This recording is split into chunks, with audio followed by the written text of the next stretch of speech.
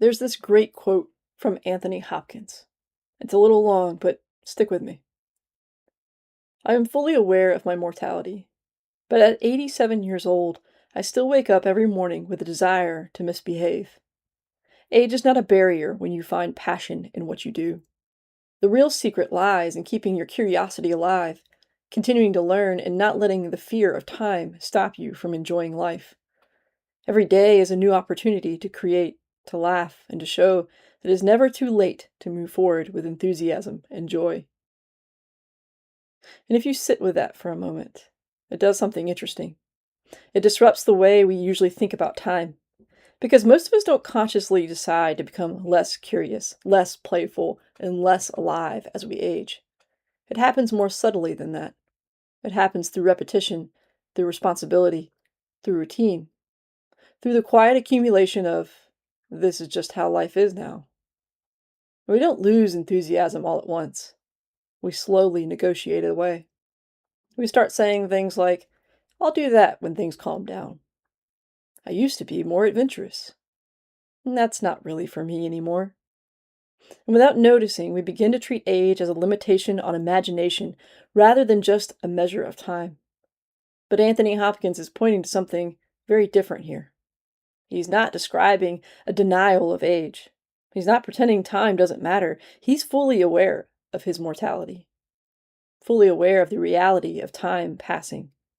And yet, he still wakes up with a desire to misbehave.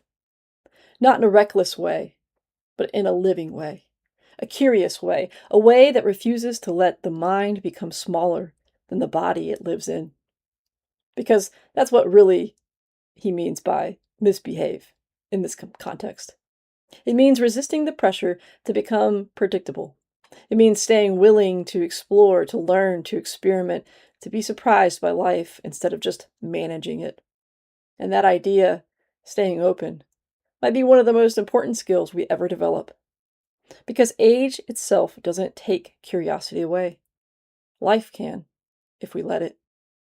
Curiosity fades when we stop asking questions because we assume we should already have the answers. It fades when we stop trying.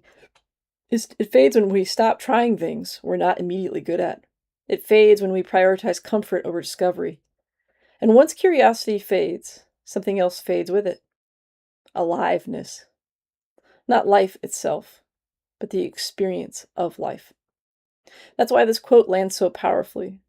It reminds us that enthusiasm is not reserved for a phase of life. It's a practice, a daily decision. Every morning becomes an opportunity, not just to continue, but to re-engage, to create something, to laugh at something, to learn, to step into something unfamiliar without needing guarantees. And that's where the real shift happens. Not in extending years, but in expanding presence within those years. Because the opposite is also possible. A person can be young in age, but already closed in their spirit, already done learning, already living from memory instead of curiosity. And a person can be 87 and still feel like life is opening, not closing. That difference has very little to do with time and everything to do with posture. The posture we take towards learning, towards change, uncertainty, and joy. Anthony Hopkins calls it curiosity.